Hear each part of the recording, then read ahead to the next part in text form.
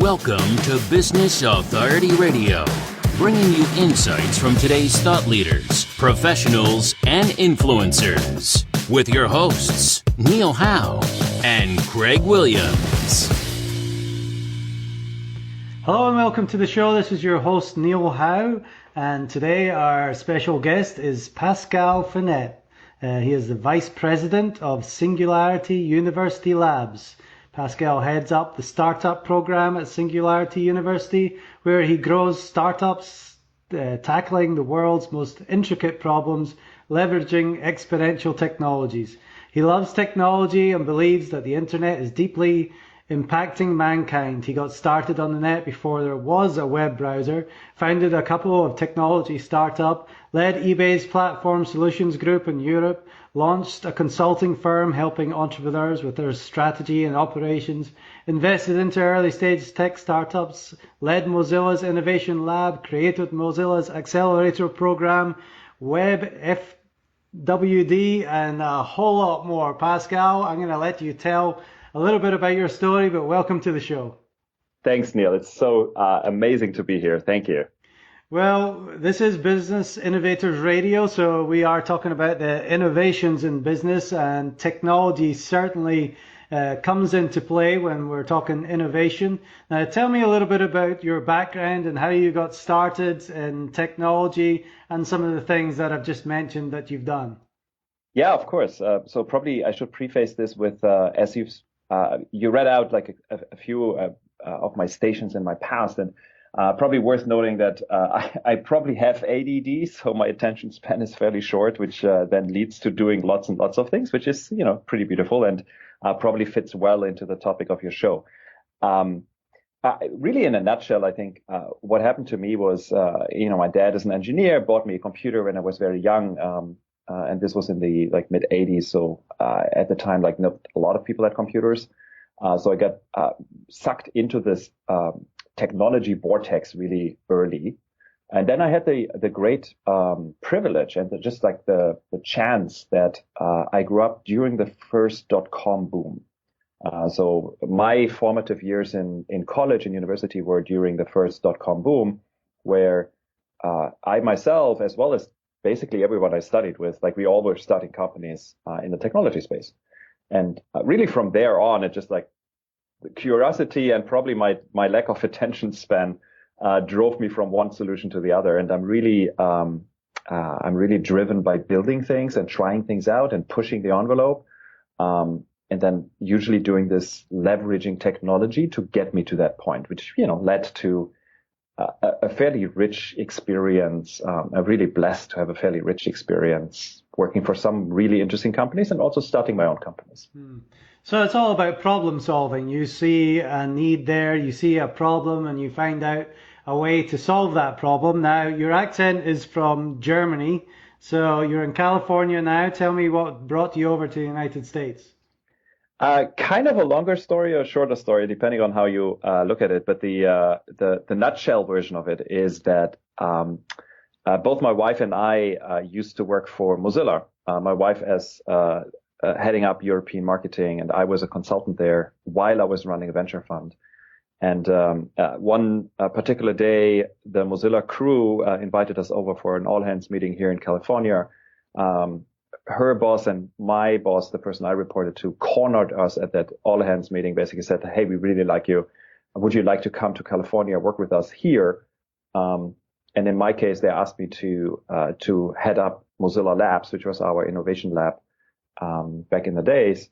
And quite frankly, literally within 2 seconds, we both were like, "Of course we come. This is amazing. It's an incredible opportunity." And then the funny story is that both our bosses basically said, "Hey, you take your time. This is a big decision. You want to sleep over this." And my wife and I, we just briefly exchanged looks, and we're like, "No, there's nothing to think about. We just move." Yeah. And quite literally 6 weeks later, we were in California. We moved from London to California. Excellent. Well, Mozilla is certainly a great company to be working for, so no much wonder you jumped at that chance. Now, from then, you've moved on. You started your own company now. So tell us a little bit about that. So Mozilla, my own companies were mostly in Europe. So the Mozilla gig, I actually stayed at Mozilla for quite a while in my time span. So I spent about 4 years at Mozilla. A reason for that was, and I think this goes nicely with your show, is that I had the great opportunity to do lots of innovation work at Mozilla and like move from one topic to the next. And that kept me really engaged. So I spent there about 4 years. At one point, I felt like I had done what I wanted to do and looked for next opportunity. Received a call from Google, google.org, which is their philanthropic arm, which invests into tech companies, nonprofit, leveraging their technology to solve the world's biggest problems. They needed an investment manager.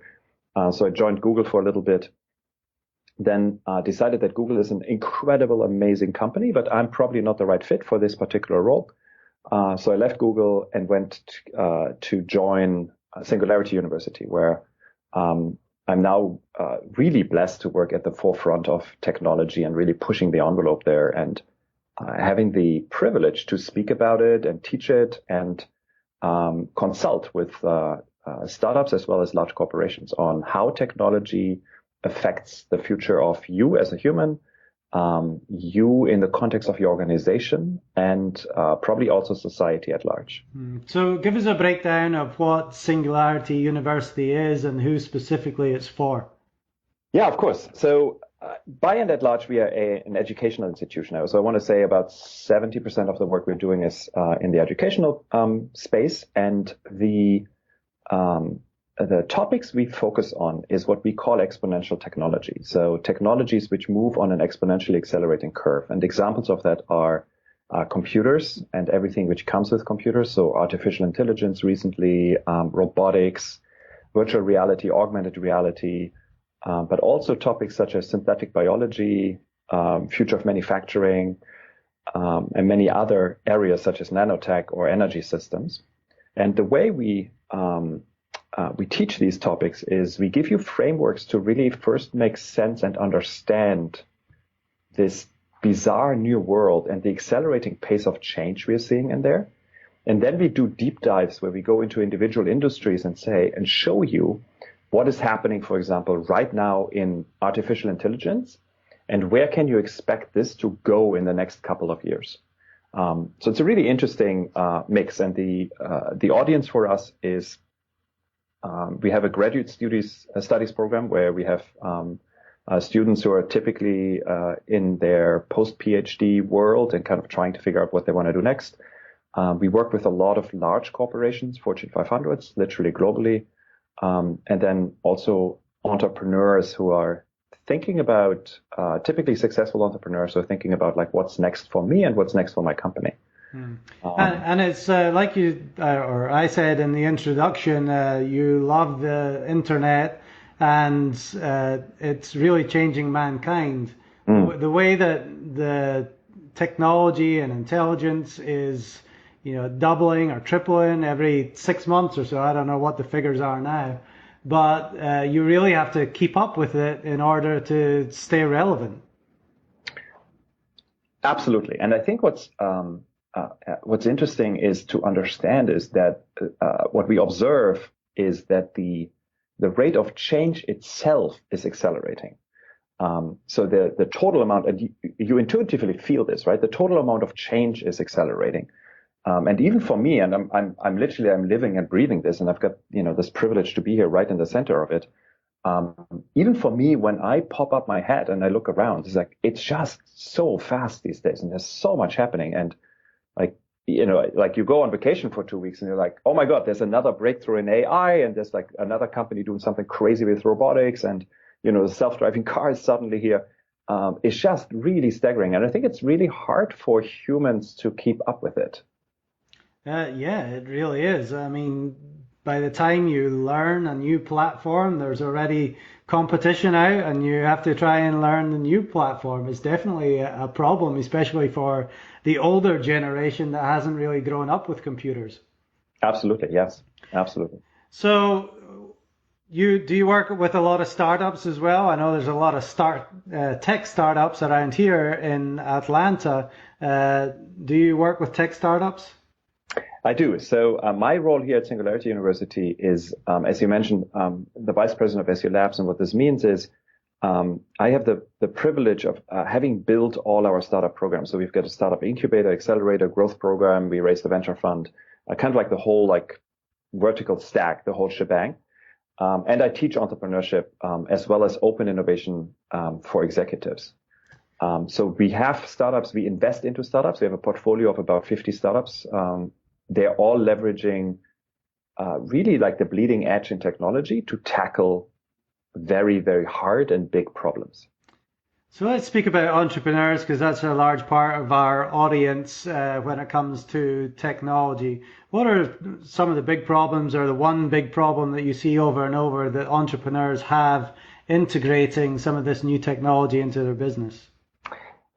I think and I'm speaking from a lens of Singularity University, so take it with a grain of salt, because again, like the technologies we are interested in, the technologies we are fostering, and the companies we work with, the entrepreneurs we work with, are really on the bleeding edge of it.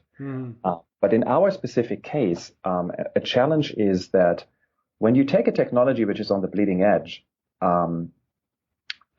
you typically have there's a gap, there's a time window between when you start working with something. So say, for example, you would have started working in virtual reality 5 years ago. For 5 years ago, there was no market for it. There was no, like the hardware was still kind of clunky, expensive. It was really not a consumer market. So what you needed to do then is to figure out, how do you bridge that gap? So you can make a very good guess that 5 years ago, if you project 5 years into the future, you will have hardware which will be, powerful enough, good enough, cheap enough. But what do you do in those 5 years? Like, how do you bridge this gap? Like, how do you keep yourself afloat financially to get to this point? So one of the challenges when you work in these spaces is when you deploy these exponentially accelerating technologies and you're at the edge of it, is really figuring out, how do you bridge the today to the future you anticipate? And that future typically is a couple years out. So we work a lot with our companies to help them figure that out. And often this is, you either build very scaled back versions of your product or your product vision, something you can do today, or you start augmenting your income streams, leveraging, for example, consulting. It's a really good way to bridge those gaps. So let's talk about that a little bit more for a minute. There's obviously some fears and misconceptions about these new technologies coming along. How do you tackle some of those fears that companies are having, maybe of being left behind and not being able to keep up with the technology themselves? Yeah, I think it goes in a couple of different directions. So one is the idea of like feeling like the fear of like being left behind. I think that's mostly in the control of the company, because as a company, you can, it's very well in your powers to basically just explore the technology space and to make sure that you're not left behind. The classic example, when the iPhone came along, Nokia actually 2 years earlier had a iPhone-like device. They just, for internal reasons, chose to not effectively like pursue it further and release the product. So Nokia was very well aware of, phones not being phones anymore, phones being computers in your pocket now. Right.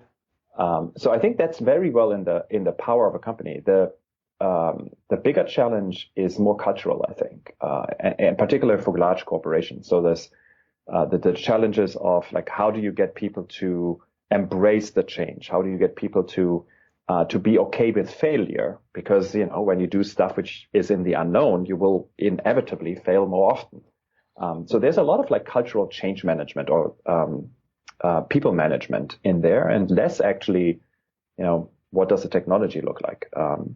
I can guarantee you every car company on the planet knew that self-driving cars were coming. They didn't need to have Google to drive millions of miles with their car around.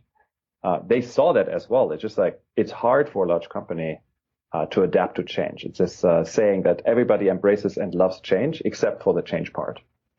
So speaking of the adaption or the adoption of new innovation, What are some things that these companies need to do to look to the future so that they're prepared for, like your example, the self-driving cars? That's a whole new system of creating cars with the self-driving cars. So how do they prepare for something like that in the future?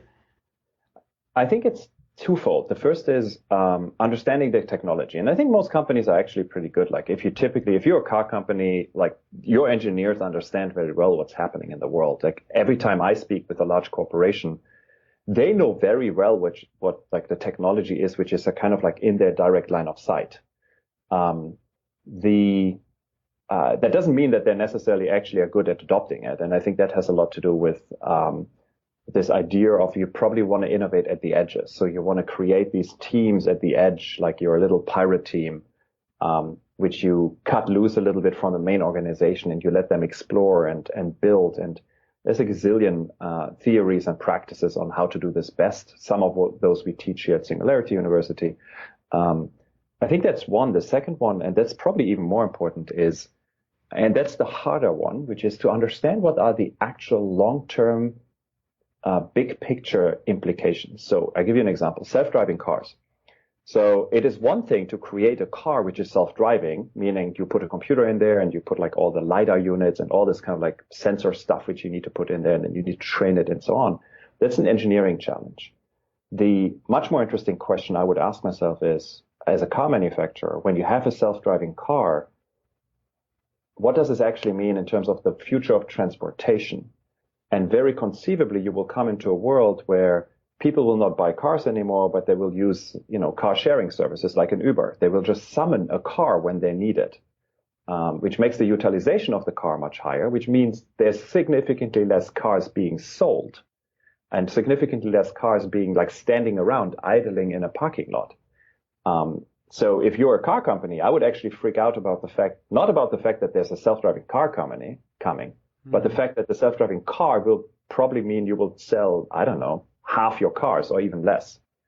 And that's the piece which is hard for people to really put a finger on. Now, we've seen companies like Uber completely transform the transportation industry and cause havoc on the taxi industry. Airbnb has also, put its hand in the hotel industry and caused some stress there.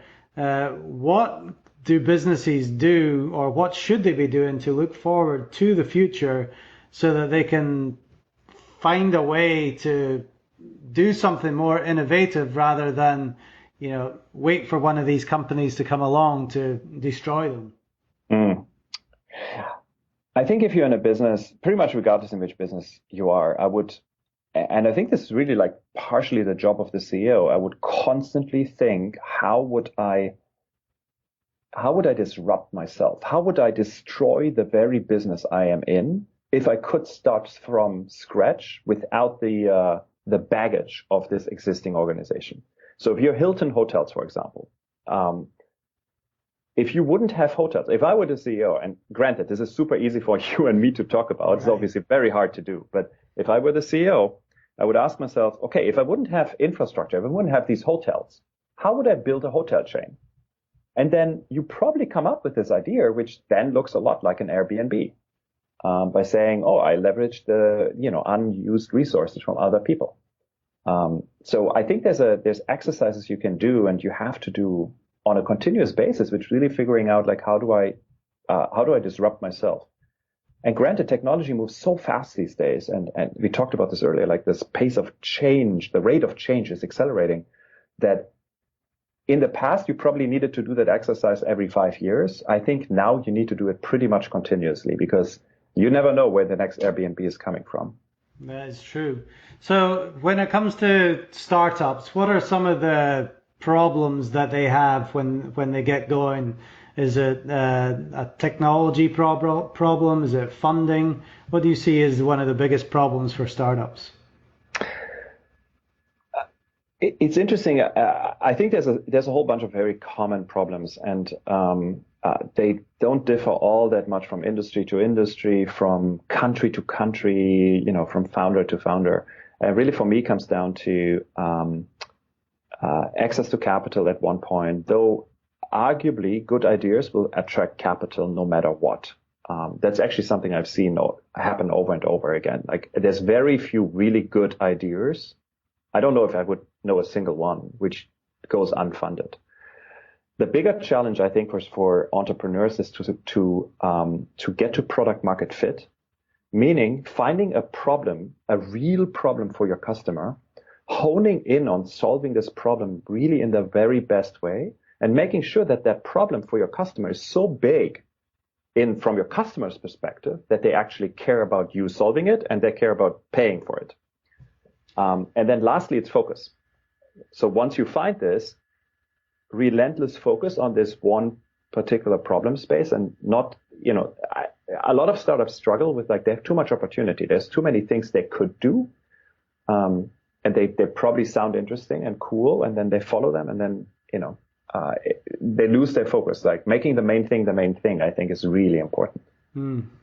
I saw on Squawk Box this morning some new company that was coming out that it's almost like it's going back 50 years. It's an app where you can call a doctor to your home, and some qualified doctor or nurse is going to come to your home within 60 minutes, rather than you having to, especially if you have children or whatever the case may be, get yourself out of the house, go to the doctor's office, wait there. You're going to have a doctor coming to your home within 60 minutes, which would completely transform the medical industry. What other things do you see or have you seen in the medical industry that are innovative, and where do you think that's moving?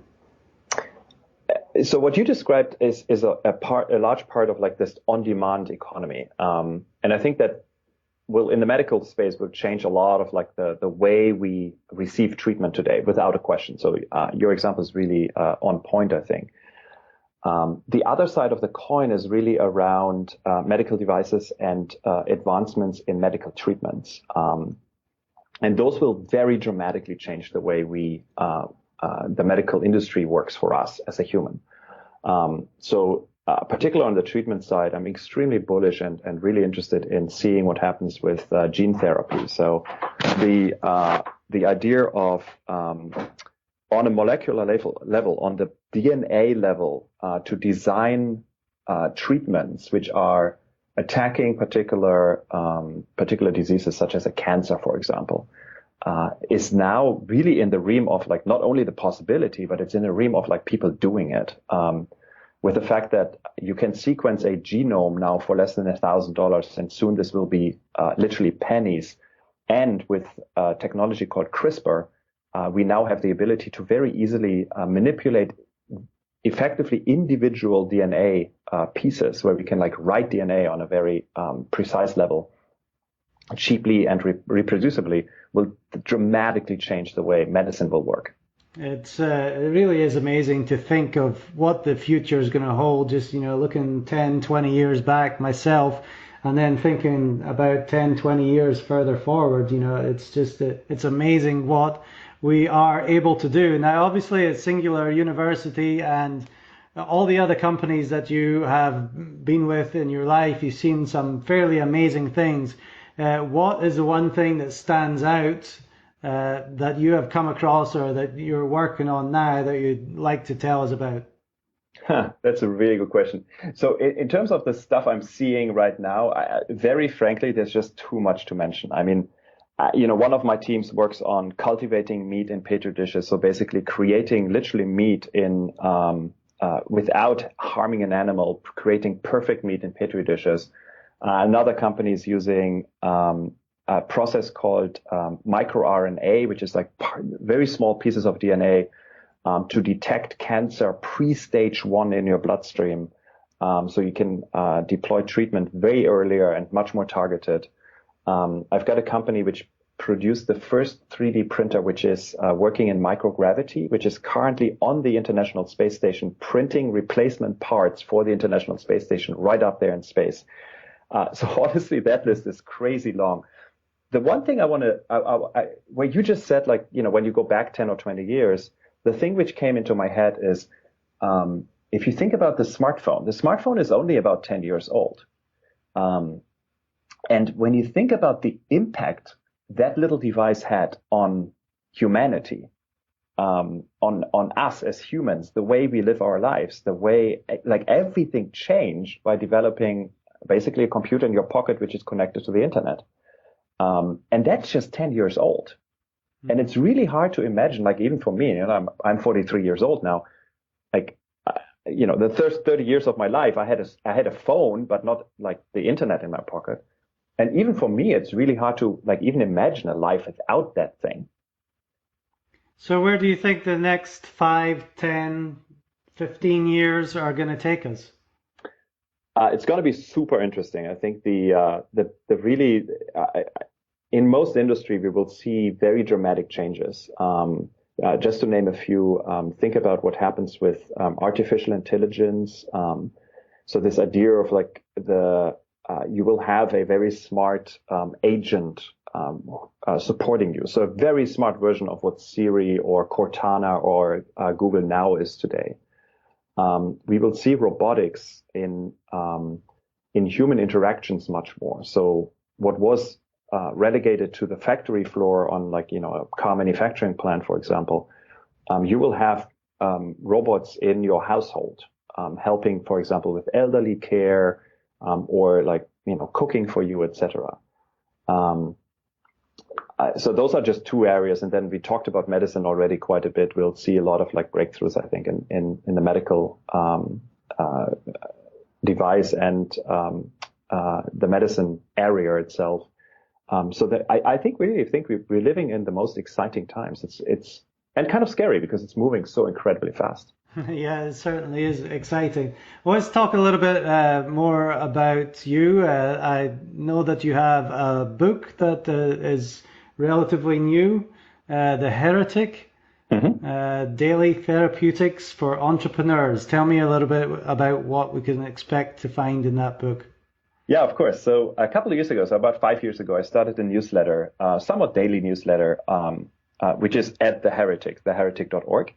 And that newsletter is really kind of like a very short version for me to talk about the trials and tribulations and the joys and the sadness of being an entrepreneur. And it has quite a big following, and people really seem to enjoy the little bits of this. There's a little bit of, like, wisdom in there sometimes, or it's a commiseration, or, just a little pick-me-up. So a while ago, my co-author Peter Arcuni and I decided to just take the best, about 100 posts out of this pool of which is now about 1,000 posts, and rewrite them in a book form. So we put them into a book, and the whole idea is for this little book is for an entrepreneur, you pick up the book. It's a little bit of a coffee table book. You pick it up, you read a page, you learn something new, you have a little bit of a commiseration, you've got a little, like, boost me up. You put the book back and go back to your work. And then the next day you pick it up again and you like, pick a random page and read it. And it seems to work. So people seem to like it. And it was a lot of fun to put it together. Yeah, I'm sure it was. I like those kinds of books as well, where you can just read a couple of pages, get a new idea, and then, put it down and think about it for a little bit, rather than some of the other books that are a lot longer out there that, you get some quality information, but you're caught up in the rest of the information, and you don't really go back to it and go and really think about what you just learned. So I really like the idea of it broken up like that. Yeah, thank you. Pascal, it's been a pleasure today listening to you and really getting an idea of where innovation is going and what the future holds and some of the new things that are coming out. Now, if somebody wants to get in contact with you, whether it's through Singularity University or other, what's the best way for them to do that? So here's the funny thing. So my name is actually weirdly unique in the world. There's, to the very best of my knowledge, there's one more Pascal Finette in the world, and that person doesn't live a very public life. So honestly, the easiest way is you Google me. You will find my homepage, which is also at finette.com. And my homepage has then links to all the work I'm doing. It has literally my email addresses on there. And I'm fairly social creature. So you find me on LinkedIn and Facebook and Twitter. So by all means, connect with me. I love to get in touch with people, and if I can help in any which way, I'm always happy to. Great. Well, it's been a pleasure talking to you, and I appreciate you taking the time to share your knowledge with our audience. Neil, thank you so much. It's fantastic to be on your show. It's a really, really great honor to be here. Great. Well, to our listening audience, if you like what you hear, hit that like button and share, and we'll see you next time on the show. You've been listening to Business Authority Radio with Neil Howe and Greg Williams. To learn more about the resources mentioned in today's show or to listen to past episodes, visit businessauthorityradio.com.